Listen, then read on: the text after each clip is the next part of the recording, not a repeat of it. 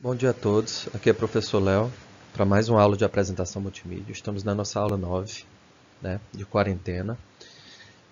Hoje nós vamos falar de conceitos e premissas para apresentação multimídia. Na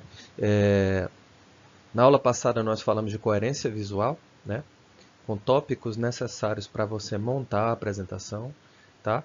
Na aula anterior à aula de coerência visual, nós falamos um pouco de integração das mídias, como é que você mistura diferentes aplicativos, diferentes softwares para cumprir um objetivo de trabalhar o melhor lado de cada um dos aplicativos e softwares para dar respostas ao conjunto da apresentação multimídia, para você ter um efeito positivo no final.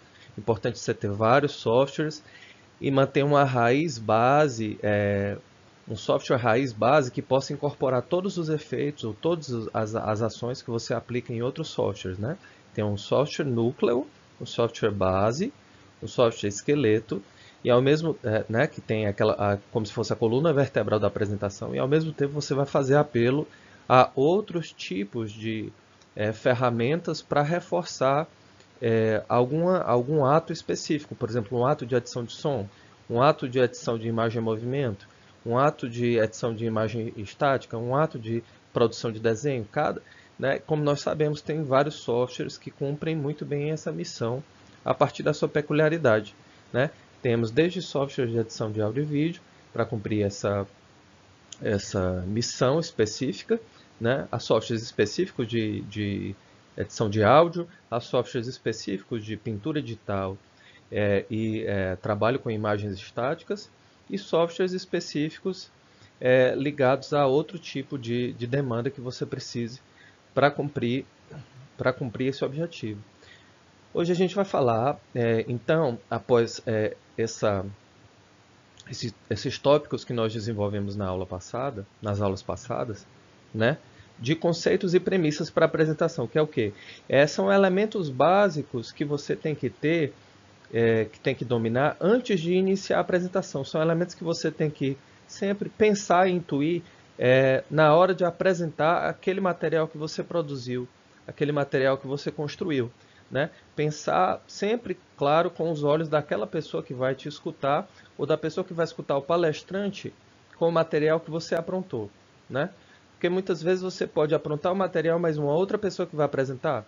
Outras vezes, você vai apresentar além de aprontar o material.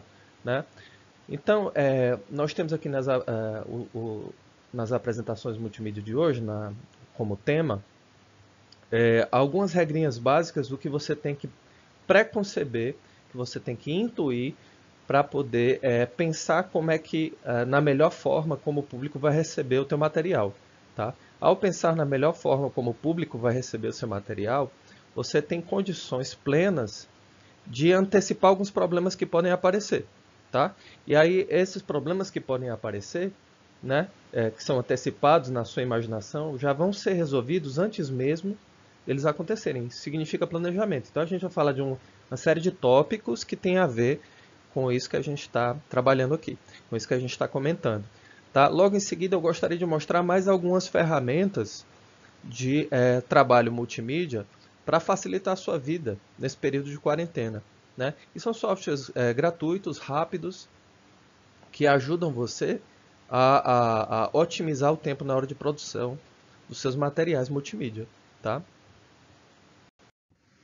Dica 1 de apresentação multimídia. Aquilo que você tem que antecipar antes de iniciar o processo da apresentação. Ou seja, a apresentação demanda um planejamento e cada planejamento tem uma estrutura de tópicos que você tem que preencher como uma espécie de pré-requisito, para que você não possa cometer falhas demais. As falhas acontecem, você tem que aprender a improvisar, tentar encontrar uma maneira de contornar a situação. Por outro lado, toda maneira de tentar contornar a situação depende também de uma estrutura de organização, de planejamento, que vai te impedir de cometer ou de cair em alguma enrascada, de cometer algum erro ou cair em alguma enrascada. A primeira coisa é, sabendo que a utilização de textos é inevitável, procure sempre usar fontes legíveis. né? Então, uma coisa que você tem que se perguntar sempre na hora de aprontar a apresentação e fazer o teste dessa apresentação em tela para as pessoas verem é o seguinte: está dando para ler, né?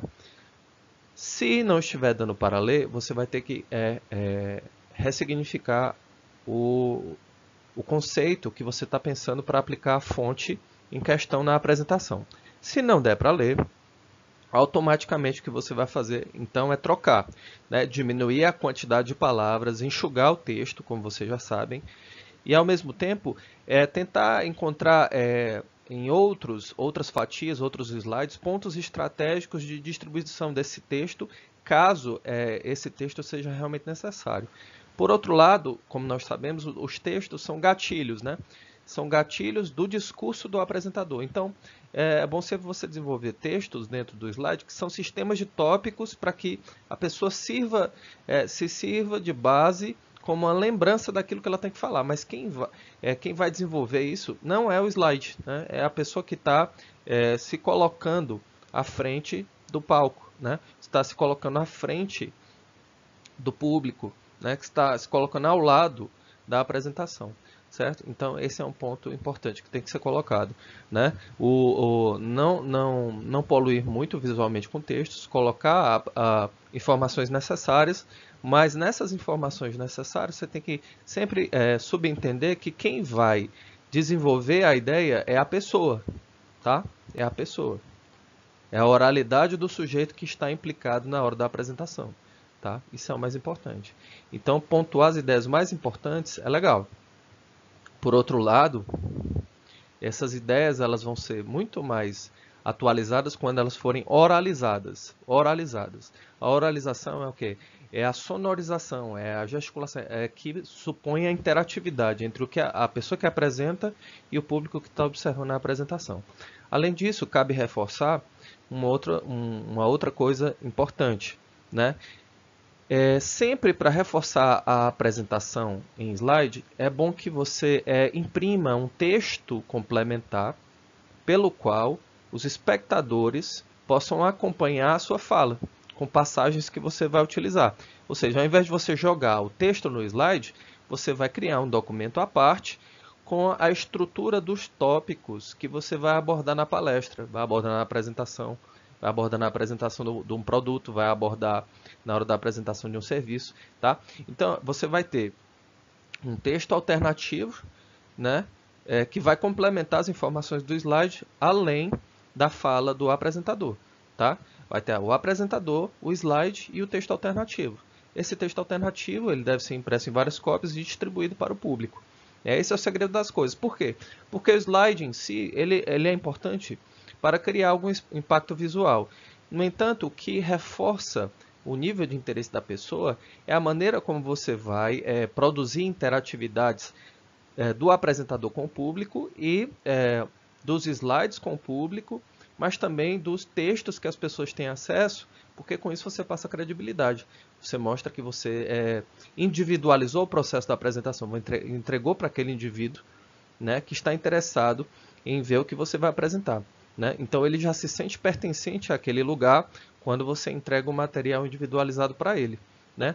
Porque o slide ele é coletivo, mas quando você individualiza a entrega do produto, a entrega da apresentação na forma de um texto, né, complementar, aí a pessoa se sente bem mais acolhida para te escutar. Tá?